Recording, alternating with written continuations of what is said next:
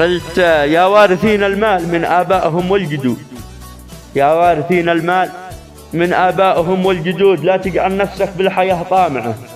خله بينك وبين حق الله حدود، ولا تشوف الدنيا بعينك رايعة، مهما عشت بدنيتك فلله تعود، لا تجعل نفسك بهوى الدنيا ضايعة، عيش وتذكر إنك نازل اللحود، ولا مالك ولا أولادك لك نافعة. كم شخص قبلك عاش بحب الدنيا لدود، ما أخذ غير قبره من المال اللي جمعه، ما ينفعك لا صرت بيد الواحد المعبود، مالك اللي تعبت عمرك تجمعه، سوي بدنيتك حاجة ولا صرت مفقود، يذكروك الناس بالخير ذي توزعه، خلي لك مقام عند الخلق محمود، واغتنم مالك بفعل الخير ولا تضيعه،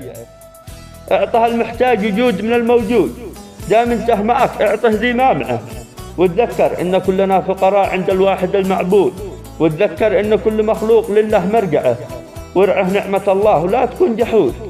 فمن تواضع لله عز شانه ورفعه، اجعل مالك لقبرك سعادة وبرود، لا تجعله عليك نار حمراء والعه، ترى كل أعضائك ترجع ضدك شهود، وتقول بكل ذي كنت تسوه وتصنعه.